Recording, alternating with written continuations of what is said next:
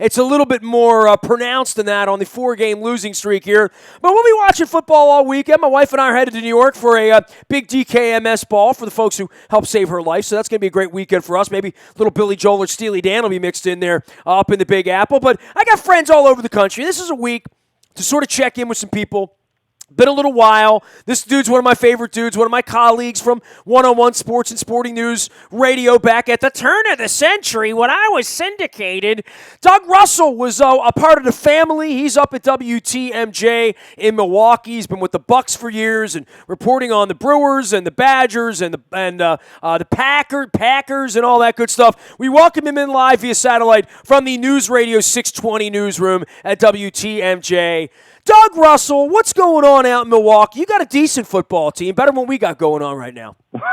Yeah, they're all right. They're a little banged up right now, but the Packers are they're hanging in there. We'll put it that way. It's been a little bit of a slog for them. They had an early bye week, and everybody said that it was a good time for them to have the bye because everybody was kind of dinged up and get everybody back healthy, and they'll be ready to go for the rest of the season. Well, that didn't work very well. Now did it because half of their defensive secondary is now on injured reserve, and they don't have any running backs left. Man, injuries are a story everywhere, right? I mean, everybody I've talked to, Carolina this week, other places where things aren't going well, even in Pittsburgh right now, where we're in this race at 3-4 because Pittsburgh isn't very good and they don't have their quarterback right now. Cincinnati hasn't been very good, and we still have 4 games with them. So, win 3 out of those 4, win 4 out of those 4, you run away with the division. So, anything is possible here. But for the Packers, there was that lull in the season last year when things kind of went haywire for them. And I think anyone who saw that sort of unfold last year can look down at the schedule and say, well,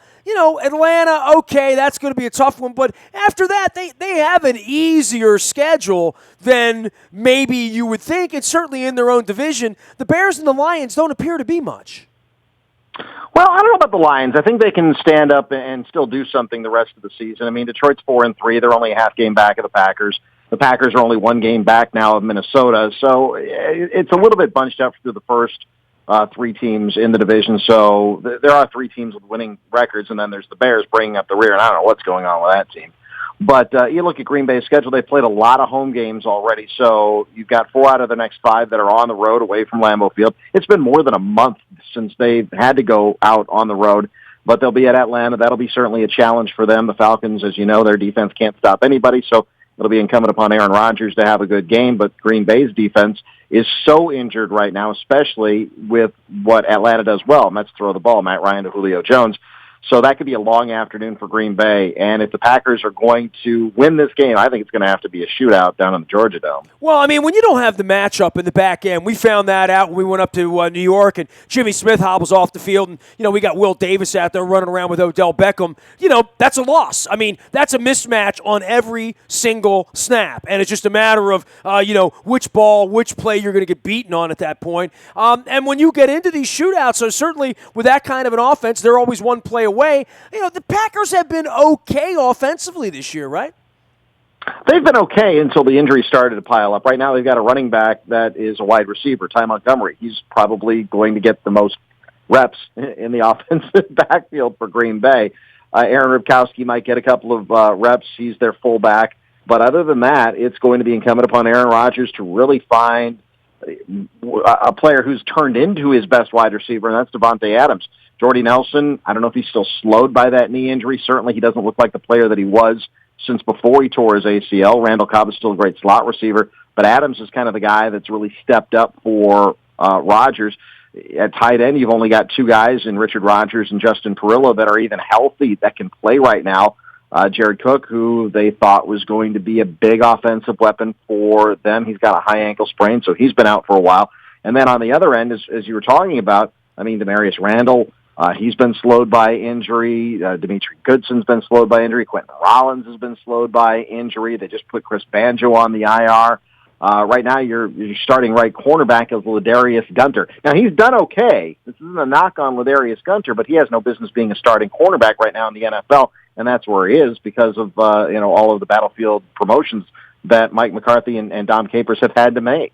Doug Russell from Milwaukee and WTMJ, my old colleague at Sporting News Radio as well as One-on-One Sports. Doug, I had a fun Milwaukee story this week. So we were talking some baseball earlier this week, and Tito Francona, obviously, and the Cubs. And I know you're a baseball guy, too, just like I am. You'll be watching all week long. And, we all have friends on the north side of Chicago. We have some enemies, too, I'm sure. It has sort of heightened the sensibilities that it's this matchup, the most unlikely of matchups ever in our lifetime, right? I look at it and say at this time of the year, when they're playing these games out in the cold and freezing it all, it reminds me of the old County Stadium, right? And, of course, Major League was filmed up at County Stadium. I went to County Stadium back in your era, our era, before they ripped it down. I wanted to make one pilgrimage up there, and it was to see the Phillies play the Brewers. When I was syndicated, drove up about an hour and 15 minutes when we were in Northbrook, and I went into the locker room, and I had never met Tito Francona, and he was the manager then of the Phillies. And you remember the old visiting locker room at County Stadium, right? I mean, how many rats did you find in that place, right? The place was a dump. It was a toilet. And people don't believe how bad it was. People don't believe how small it was. People don't believe how antiquated it was. So I don't even know if I can put it into words. But do I remember it? Sure. That was the place that Ken Griffey chewed me out for asking for an interview one day. But there that's you neither go. here nor there. There you go. Right. I mean, we all have a bad. Reggie Jackson cussed me out on 33rd Street when I was 17. I still think he's a dick 40 years later. So, it doesn't matter. Literally, right? So I go up to Francona, and I'm like, I did his post-game press conference. Davey Lopes was the manager of the Brewers, and I knew Davey really well. And, John Greenberg was doing PR up there, and I'd always wanted to come see Bernie Brewer, the whole deal. Laverne and Shirley, and I had this Happy Days fascination with Milwaukee and the Bodines, and all of that, right? So I go up there and a little county stuff. I'm gonna get a brat and a beer at County. I was with Bernard McKinney, strangely enough, the world's biggest Cleveland Indian fan, of course, who I definitely should get on the program this week just to see, how he feels about all of this, because he's pretty excited. He and I texted each other after the Indians clinched. He's pretty excited. Yeah, but they had their parade in June. It almost feels too new, doesn't it? A little bit? For the Indians? For Cleveland. Cleveland had fun this year. The Cavaliers.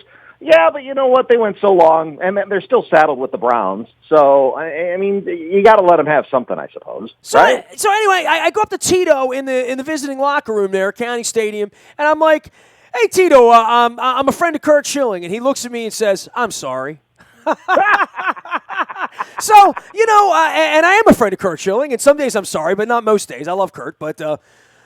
Anyway, how about baseball for you guys? We have a cliffhanger here, right? Imagine if the Brewers were in this position, in this wild card game, had a genius like Buck Showalter who left Zach Britton sitting in the bullpen as the season withered away on the palm of Ubaldo Jimenez, man.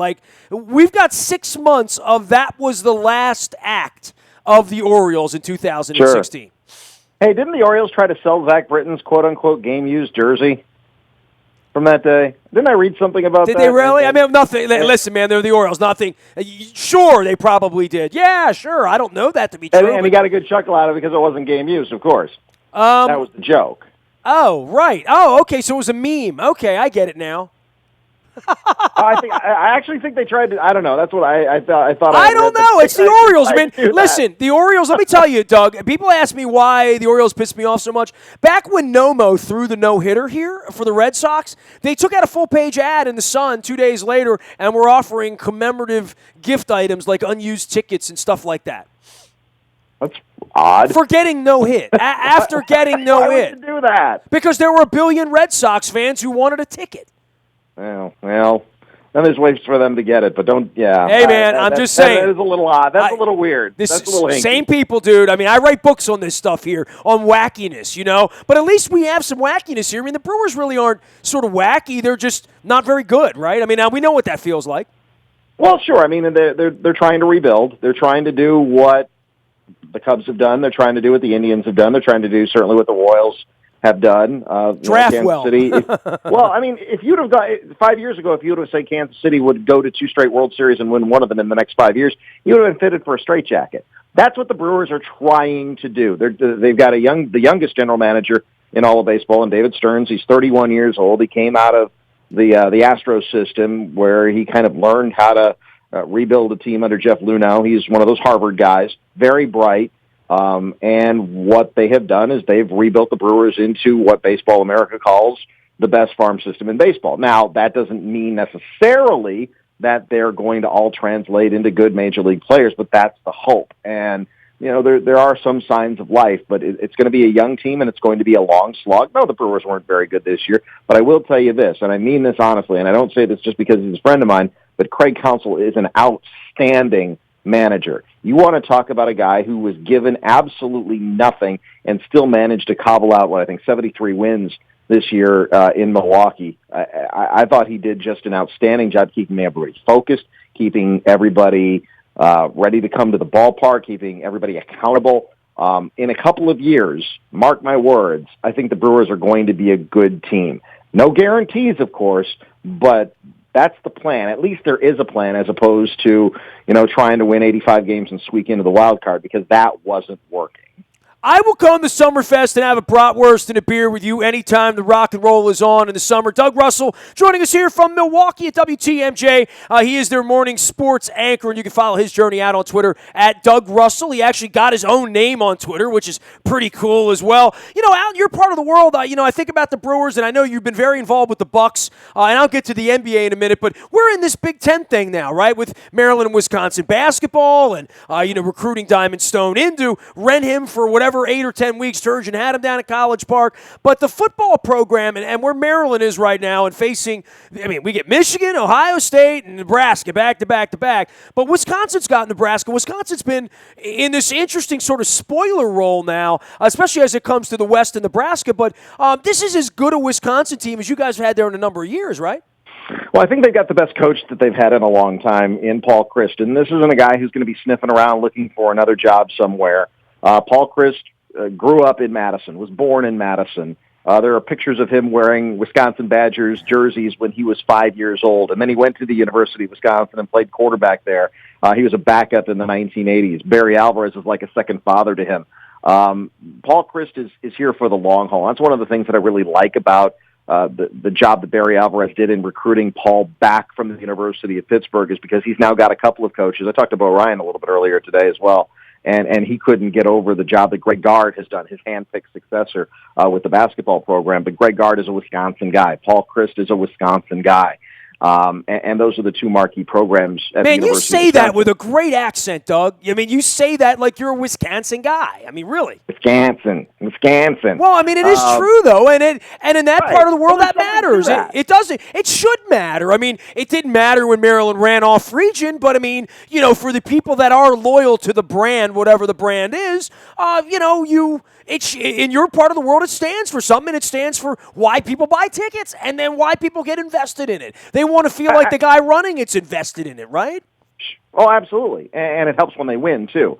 The other thing that I was going to say about Paul Chryst is that he's an outstanding play caller. And, you listen to what Russell Wilson has to say about Paul Chryst. And even defensive players, J.J. Watt wasn't coached by Paul Chryst when Paul was the offensive coordinator here, but certainly J.J. was around and can't say enough good things about the job that Paul Chryst did when J.J. was here at Wisconsin. So, look, the pieces are in place, and there was a lot of damage that was done when Gary Anderson tried to overhaul what Brett Bielema had kind of continued on after Barry Alvarez, and that was, this is going to be a run-first type of program. Well, you have to mix it up, certainly, on offense, and the Badgers are trying to do that, but he's got this team believing, and they believed that they could beat LSU, and they went out and they beat LSU. They believed that they could dominate Michigan State on the road, and they did. They believed that they could hang with Michigan on the road, and they did. They took Ohio State to overtime before losing with a freshman quarterback. There's something that's building here in Madison with the University of Wisconsin football program. They are far ahead of where I thought they were going to be. They are far better than I thought they were going to be. And, there's a huge game against Nebraska, as you know, coming up on Saturday night. And if they can knock off the Cornhuskers, and, Nebraska hasn't really played anybody yet, but if they can knock off Nebraska, you're looking at a team that's kind of destined to go back to the Big Ten championship game. And who knows, because it'll either be against Michigan or Ohio State, two teams that they took to the rails against, and perhaps with maybe a trip to the Rose Bowl on the line, and with a way outside shot of maybe getting into the playoff this year. Yeah, we get into the Big Ten, and obviously on the basketball side, there's Michigan State, Wisconsin. Clearly, Maryland has its own pedigree in basketball, but on the football side, there's none of that. And you get in and you feel like, well, Penn State's at the bottom of the ocean at this point. But here's Ohio State, Michigan. Michigan State looked pretty good the first couple of years we're in there. But you have to think about Wisconsin and Nebraska and Iowa and these other places where, they feed them and grow them big, and you got to go out there and try to beat them a couple times a year or have them come in here where it's all that matters. And, I've been at the camp, Randall. I know what a big deal it is out there and that part of the world to be able to keep guys around and keep them playing. There's something brewing on that side for the whole conference because everybody always talks about the SEC, the SEC. I mean, the Big Ten this year is really showing that, maybe they are becoming the power conference to some degree for at least a little while. Well, sure, and I think that a lot of that has to do with Urban Meyer when he was hired. And this is how I knew that Gary Anderson wasn't the right guy for the Wisconsin job. Right when Gary Anderson was hired was right when Urban Meyer was hired. Well, Urban Meyer comes in with a couple of national championships under his belt at the University of Florida. So I asked Gary Anderson at Big Ten Media Day in Chicago, so does the hire of Urban Meyer, who Gary Anderson was an assistant under, does the hiring of Urban Meyer raise the bar for the rest of the Big Ten? And he looked at me like I was crazy. And then I looked back at him like he was crazy because he was nuts. Of course it did. And you look at what Urban Meyer has been able to do at Ohio State. They won a national championship. They're a perennial powerhouse. Their loss at Penn State, notwithstanding. But it pissed Michigan off so much they went out and got a real coach. And I was right. And I was also going to no, seriously. And that was the other part of it. That was the second shoe that dropped. They went out and they got Jim Harbaugh. And Jim Harbaugh right now is the highest flying coach in probably the world, college football, NFL, you name it. And he wins every day. And I'm not a Michigan fan, never been a Michigan fan, but you can't not look at the job that Jim Harbaugh has done at the University of Michigan and not at least respect it, maybe with begrudging respect, but you have to respect it. And he's got those kids believing. He's got that alumni base believing. He's got really the rest of college football believing. And that's half the battle in college football right now, and that has raised the bar for everybody. He has a little bit of authenticity in Ann Arbor, right? He's got a little blood in the earth there, correct? I mean, so that is part of it too. You can't build that at Stanford when you're not from there, and everyone knows the next job that calls, you're gone, right? Literally. Well, no, it's the same thing that I said about Paul Chryst, and you can say the same thing about Urban Meyer. Urban Meyer's from Ohio. When you're from Ohio, my wife is from Ohio. Her whole family's from Ohio. I'm sorry. But when you're from Ohio, it's like our friend Bernard or Paul Federici, guys that you and I used to work with back at Sporting News Radio and One-on-One Sports. If you're from Ohio, you're always from Ohio, but you're always an Ohio State fan, no matter what else.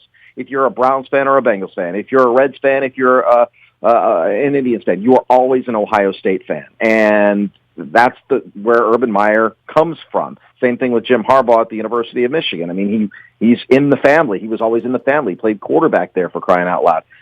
And that's in his blood. It's the same thing with Paul Chryst at Wisconsin.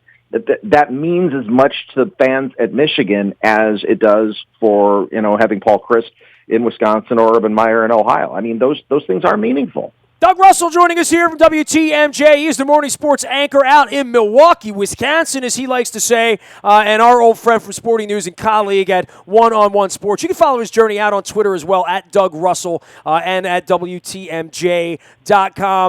Two last things for you. NBA, I jot down my little notes here. With the Wizards, they start this week, and I was in Carolina earlier talking about Charlotte and all these other markets. I mean, unless you're in Cleveland or in Oakland, you really don't believe you're going to win the championship this year, right? I don't think if you're not a Golden State Warriors fan, you can believe that you're going to win the championship, or at least, look, Cleveland will hang their banner, and they'll get their rings, and that'll be great.